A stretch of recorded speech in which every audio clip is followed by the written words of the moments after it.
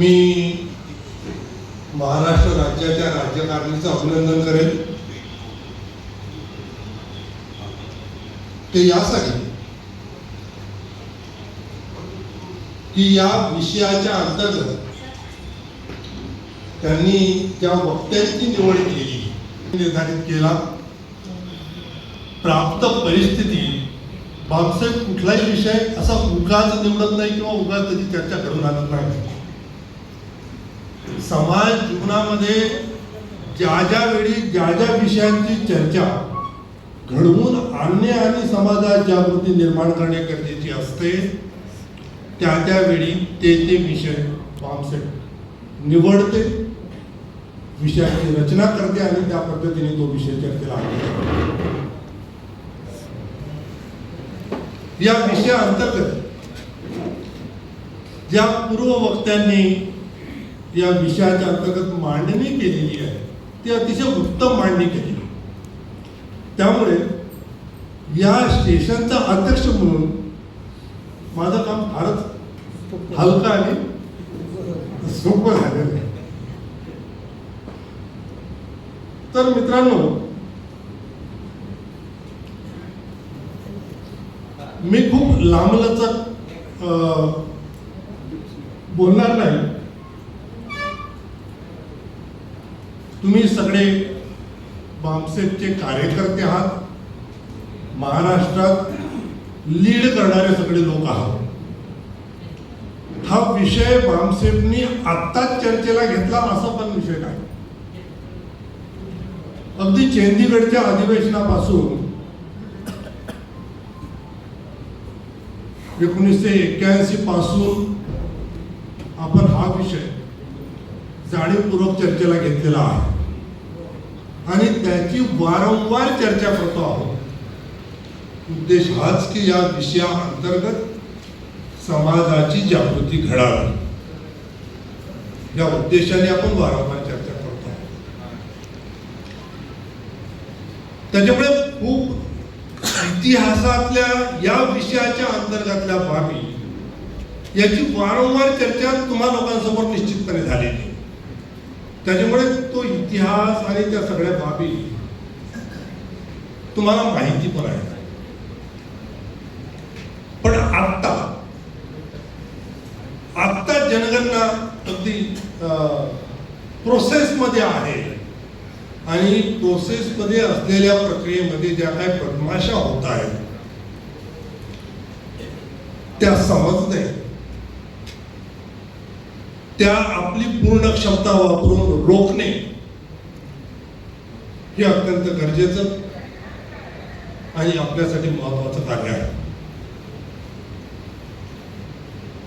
14 August 26ला notification आलं आणि त्या नोटिफिकेशन मध्ये 10व्या क्रमांकाचा जो प्रश्नसूचीमध्ये 10व्या क्रमांकावर SC ST कास्ट,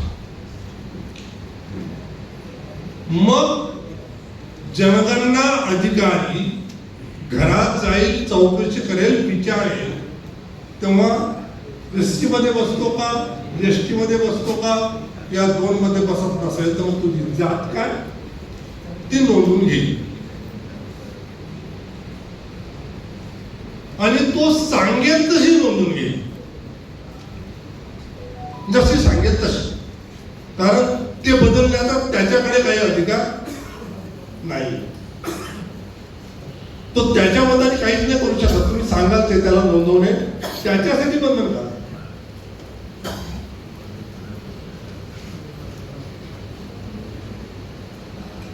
आणि बदमाशी बघा, 30 एप्रिल 25ला या देशाचे पंतप्रधानांनी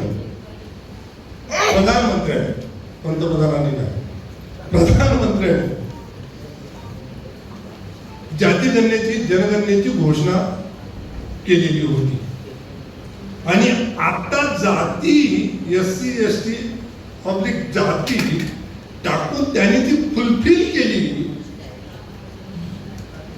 असं ते प्रदर्शित करू इच्छितात.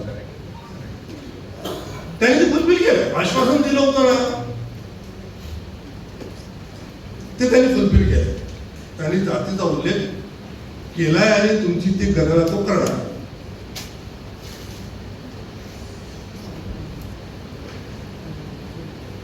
आमचं चुकलं कुठे की या देशाची 90% पॉप्युलेशन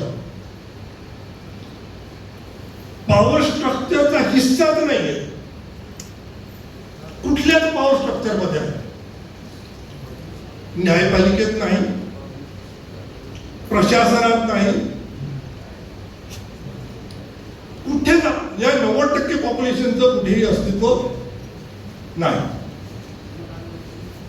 जिथे सत्ता आहे तिथे ती नाही.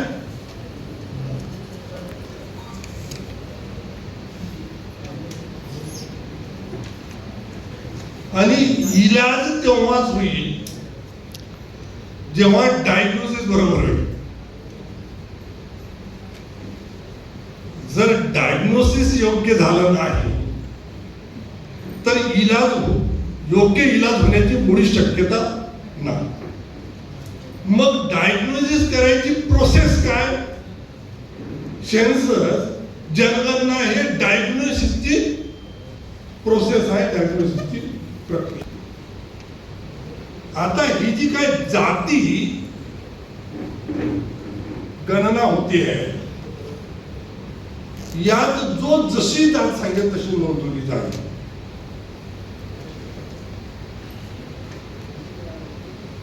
मग ती जात कुठली?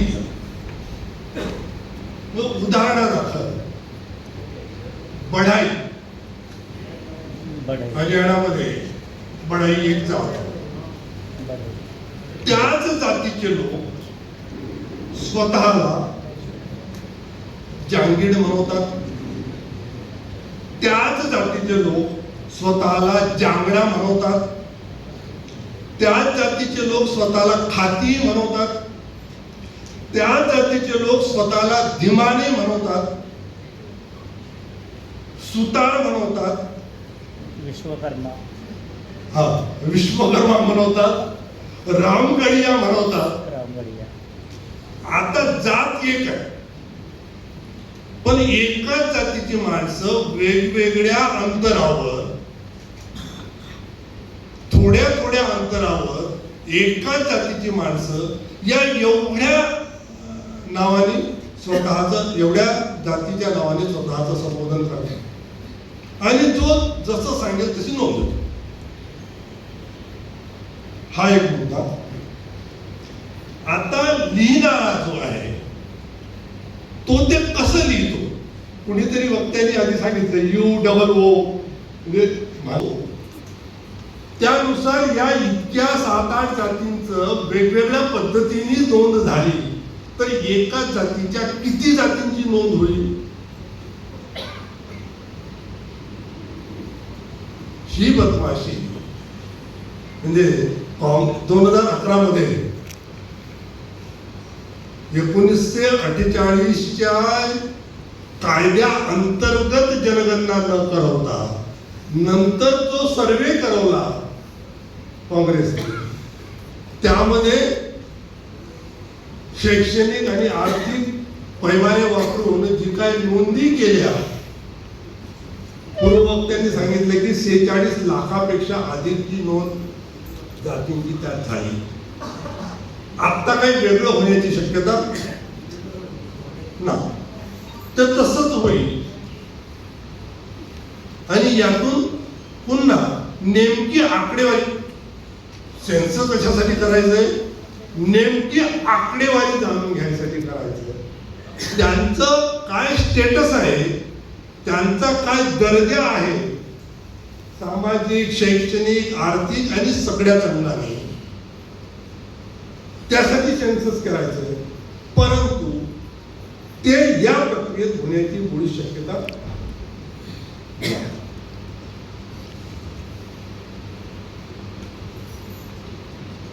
असायला काय पाहिजे? एससीची गणना होते, एसटीची गणना होते. कारण एससी आणि एसटीच्या जाती आयडेंटिफाईड आहेत आणि कास्टला युनिक कास्ट कोड दिला गेले. त्याच्यामुळे केंद्रातली जी लिस्ट आहे ती, राज्यातली जी लिस्ट आहे ती, यात जे काही कोडिंग केलेलं आहे तर सांगणाऱ्याने जे सांगितलं ते त्यातल्या कोडिंगनुसार कुठल्या जातीत येतं त्याची नोंद होईल. मात्र ओबीसीच्या जातींना कोडिंगच नाही. जोपर्यंत कोडिंग केलं जात नाही तोपर्यंत त्यांची योग्य गणना होऊ शकत नाही. मग आता आमचा आग्रह असला पाहिजे की पहिले कोडिंग करा, आधी कोडिंग करा.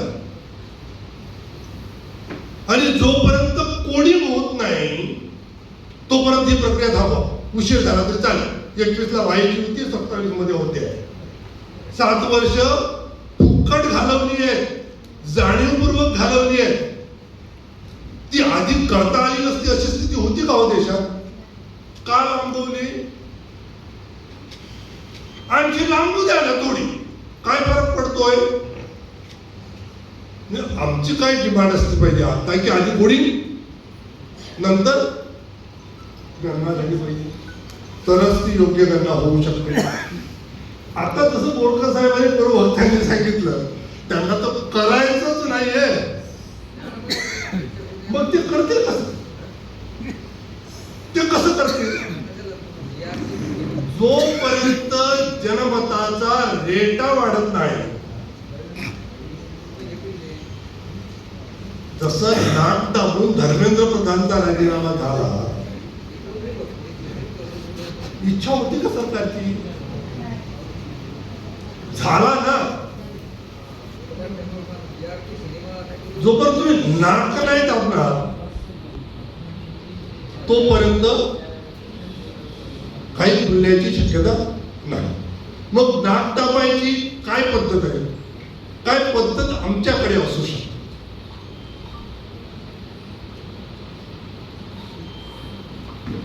जनमत घडवण्याची ही जी काय प्रक्रिया आहे, फक्त इथे चर्चा करून होणार नाही. आमचं देशभरात संघटन म्हणून जे नेटवर्क आहे, त्या नेटवर्क मधल्या प्रत्येक सभासदाला पायाला भिंगरी लावून, म्हणतात ना मराठीत भिंगरी लावून म्हणतात, ते फिरून जनप्रबोधन करायला लागेल. त्यातून जनमत घडवायला लागेल. आणि त्यातूनच बोरकर साहेब जसं म्हणतात सत्ता परिवर्तन, ते त्यातूनच शक्य आहे. तेही त्यातूनच घडेल. आणि हा जो मुद्दा आहे रेटा उभा करणे, हे केलं नाही तर सर्वोच्च सत्ता हातून जाईल ही भीती वाटणे, हे जोपर्यंत वाटणार नाही तोपर्यंत ते होणार नाही. आणि ते घडवण्यासाठी मला असं वाटतं हे सगळं करतोय कशासाठी? बामसेपच्या जन्मापासून आपण हे सगळं जे काही चालवलंय, काय उद्देश आहे, कशासाठी करतोय? ज्याच्यासाठी करतोय ते जर घडवून आणू शकत नसतो तर या करण्याला मग काय? ज्याच्यासाठी करतोय 73 पासून म्हणा की 78 पासून म्हणा, आम्ही हे सातत्यपूर्ण करतोय. आमच्या मागच्या 1-2 पिढ्या, तिसरी पिढी जवळ मग हे करतोय, पण परिणाम येत नसतील त्या करण्याला अर्थ होणार नाही. म्हणून परिणाम यायचा असेल तर त्या क्षमतेने, त्या ताकदीने, मी जसं म्हटलंय की भिंगरी लावून करायला लागेल तरच ती शक्यता आहे. म्हणून मित्रांनो, या विषयाला, या आंदोलनाला पुढे न्यायचा एकमेव मार्ग आमच्याकडे आहे, ते म्हणजे पायाला भिंगरी लावून. जसं बोरकर साहेबांनी म्हटलं की बुद्धाबद्दल बोलतो, बुद्धाबद्दल सांगतोय की त्यांनी इतके 45-45 वर्ष सातत्यपूर्ण प्रवास प्रवास केला, सातत्यपूर्ण लोकांपर्यंत पोहोचले आणि मग ते शक्य झालं. आणि खेपोरकर साहेबांनी ते हात उंचावायला पाहिजे ओबीसीचे 5-7 लोक इथे आहे. इतकेच काय तर आम्ही त्या क्षमतेने त्या ताकदीने त्यांच्यापर्यंत गेलो नाही, हेच त्याचं उत्तर. एक तर ओबीसी हा जाती ब्राह्मणांनी जी काही व्यवस्था निर्माण केली त्यात हे आंदोलन हा विचार ज्यांनी नीटपणे समजून घेतला आणि त्याच्या प्रचार आणि प्रसाराची ज्यांनी खांद्यावर धुरा घेतली आहे त्याच्यापेक्षा जातीच्या उतरणीत वर आहे. आणि जातीचा गर्वभाव हा प्रत्येक जातीत आहे. त्याच्यामुळे ओबीसीचं काय होतं, जिथे निळं निशाण असेल ना तो तिकडे फिरकतही नाही. आपला काय संबंध निळ्याशी? कारण निळं म्हणजे निम्न खालच्या दर्जाच्या लोकांचं ते आपलं, हा त्याचा भाव आहे. आता त्याच्या डोक्यात या व्यवस्थेने तो भाव निर्माण केलाय, त्याच्या अज्ञानापोटी त्यांनी तो स्वीकारलाय. आता तो ज्या स्थितीत आहे त्या स्थितीत खुश आहे.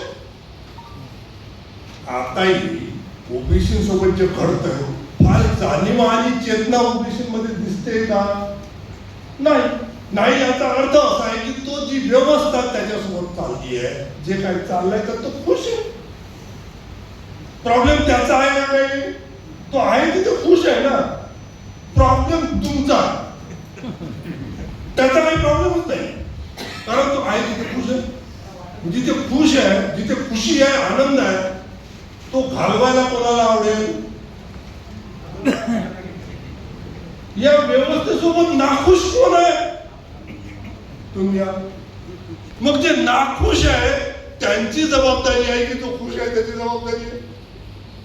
जबाबदारी कोणाची? जो नाखुश आहे त्याची जबाबदारी आहे. मग तो विचार करून यायला तयार नाही. मग तुम्हाला त्याच्याजवळ जायला लागेल. तो नाही आहे, तो नाही आहे. तुम्ही अपेक्षा करताय की तो येईल, तो येणार नाही, पुढे येणार नाही. मग काही आमचे कार्यकर्ते अशी अपेक्षा करतात, गेलो होतो ऐकतच नाही, गेलो होतो ना समजूनच घेत नाही. हे पण चुकीचं. आता तो मेंटली जसा कसा घडलाय, जन्मापासून त्या संस्कारात लहानाचा मोठा झाला. त्याचं जे काय वय असेल तितक्या वयात तो त्या विचारात जगला. आणि तुम्ही अशी अपेक्षा करता गेले आता एक तास चर्चा केली आणि तो अगदी मेंटली क्लिअर होत तुमच्या सुद्धा आवडेल. 45 वर्षाचा एखादा माणूस 45 वर्ष त्या संस्कारात राहिला, वाढला, जगला, त्या पद्धतीने संस्कारित झाला असेल तर तुमच्या 1 तासाच्या चर्चेत त्याने तुमच्यासोबत आलं पाहिजे ही अपेक्षा मुळातच चूक आहे असं मला वाटतं. तुम्हाला त्याच्याकडे वारंवार जावं लागेल, सातत्यपूर्ण चर्चा करायला लागेल. कारण त्याच्या मेंदूला जर मी डस्टबिन समजतो, डस्टबिन, तर त्या डस्टबिन मध्ये जो जो कचरा गेलाय ना तो काही एकदम फुल झालेली नाहीये. ती डस्टबिन अशी एक एक पुढा जाऊन भरली, तुम भरली. तुम्ही जे काय सांगताय तिच्यासाठी तिथे जागाच नाहीये. ज्या प्रोसेस मध्ये ते भरलंय ना त्याची एकदम उलटी होणार नाही, उलटी करूनही होणार नाही. त्यातला एक पुडा फेकायला लागेल. जो एक काढाल तर एकाची जागा बनेल. तो असा एक एक काढायला लागेल आणि एक एक तुम्हाला हा सात्विक विचार, हा मानवीय विचार एक एक करून ही प्रक्रिया निश्चितच वेळ घेणारी आहे आणि आम्ही तितका वेळ देत नाही ही समस्या. हे 5-7 हात दिसतात ना, ह्यांना विचारून बघा यांच्यासोबत काय झालं, हे कसे आले. मी सांगतोय या पद्धतीने त्यांना तितका वेळ दिला गेला, तो याच कार्यकर्त्यांनी दिला, यांच्यातल्या लोकांनी त्यांच्यावर वेळ दिला. ज्यांच्यावर तुम्ही वेळ खर्च केला, ज्यांच्यावर तुम्ही तितकी मेहनत घेतली, तो आला तुमच्यासोबत आहे. तुम्हाला किती करायचंय याची कल्पना येईल. ते करणार नाही तर होणार पण नाहीये.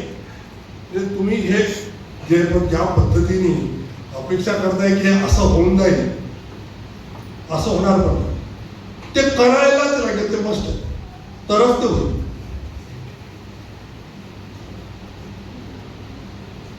जर आता आपण हा विषय चर्चेला गेलो आणि आपण ज्या पद्धतीची डिमांड करतो आहोत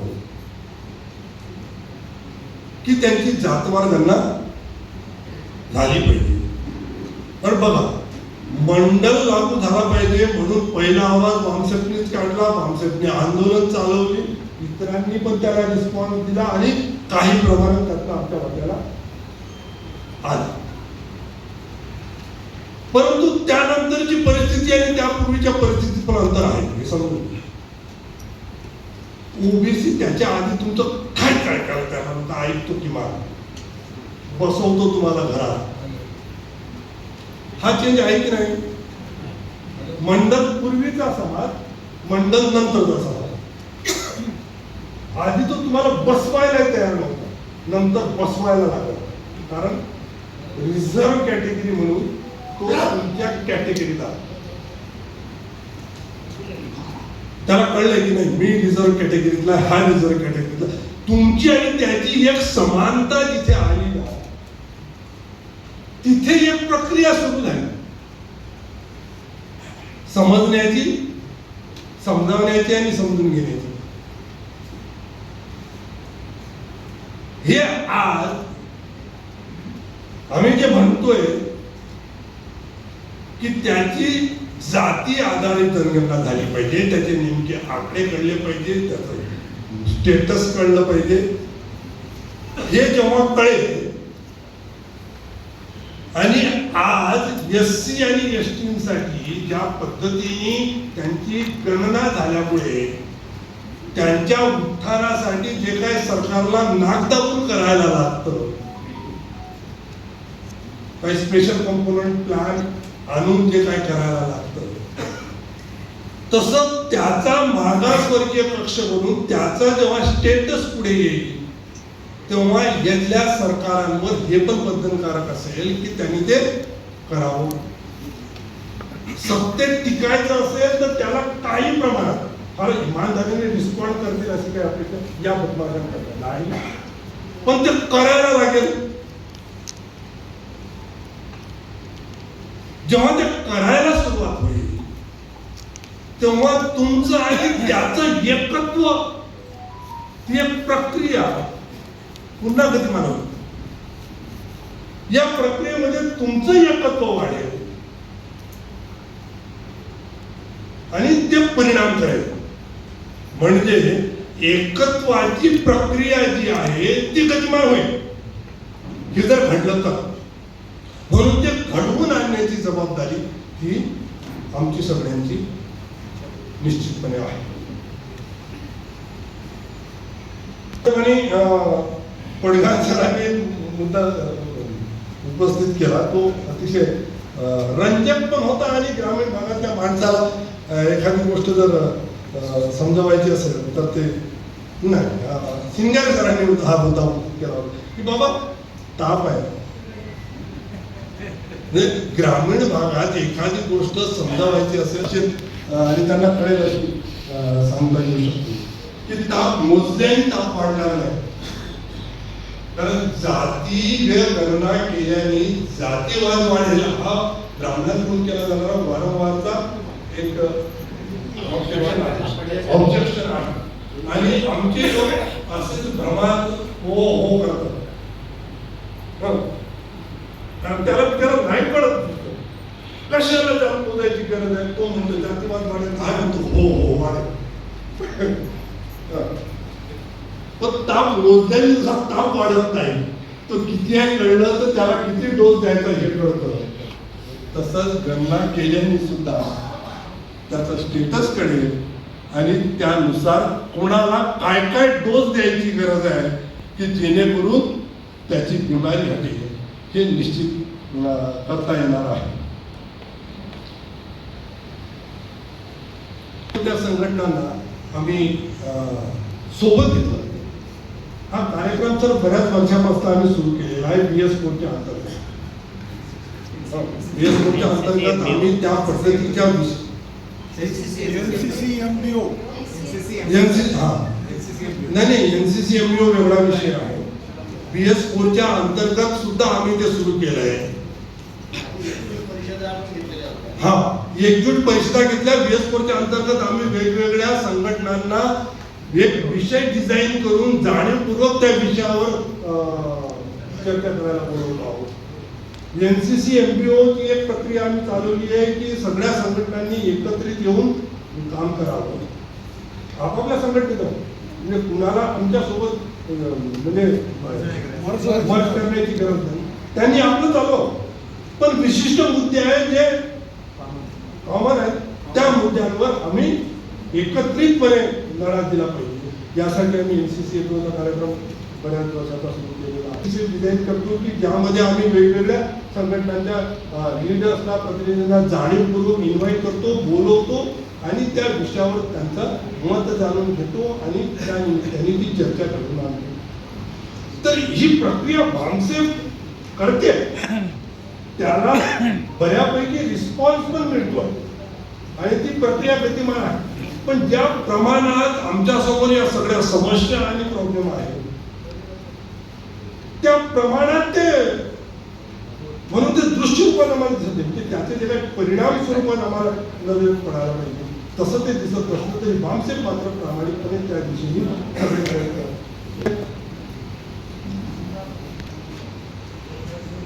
भारतात जेवढ्या म्हणून पॉप्युलेशन आहे, संपूर्ण पॉप्युलेशनच जातीत विखुरलेलं आहे. बाबासाहेबांनी त्यांना संविधानिक दृष्ट्या कम्युनिटीज मध्ये एकत्र केलं. तर सगळ्याच जातींची जात म्हणून गणना होणं निश्चितच गरजेचं आहे. जसं पूर्व वक्त्यांनी पण मांडलं की अप्पर कास्ट मध्ये जी लोक आहेत त्यांची संख्या किती, आणि मी सुरुवातीला जसं म्हटलं की 90% पॉप्युलेशन पॉवर स्ट्रक्चरच्या बाहेर आहे. तर मग ते पॉवर स्ट्रक्चर मध्ये कुठली पॉप्युलेशन किती आहे ते हायलाइट तेव्हाच होईल जेव्हा त्या पद्धतीची गणना होईल. त्याचं स्टेटस त्या त्या जातीच्या माणसाचं स्टेटस होईल. आणि हा विषय आपण वारंवार माणसाच्या मंचावर चर्चेला आणला. केवळ ती जातीय गणना करून ते होणार नाही. एकूणच पॉप्युलेशनची त्या पद्धतीने गणना झाल्याशिवाय कोणाचं कुणी किती खाल्लंय हे नेमकं कळणार नाही. जेव्हा ते कळेल ना, ज्या दिवशी एक कळेल त्या दिवशी त्यांना पडदा भुई होईल. या पद्धतीची जागृती या देशामध्ये होईल याचीच भीती न करण्यामागे याचीच भीती.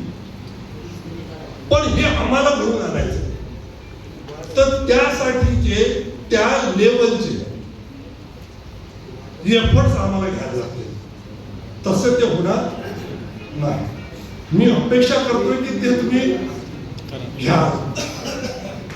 म्हणजे इतरांसारखे आमचे लोक पोपट पंचित करतात असं नको आहे. नाही तर असंच होईल. सभा घेतात, मस्त भाषण करतात आणि असंच करतात. असं आपल्याबद्दल किमान होणार नाही याची आम्ही दक्षता निश्चितपणे घेतली पाहिजे.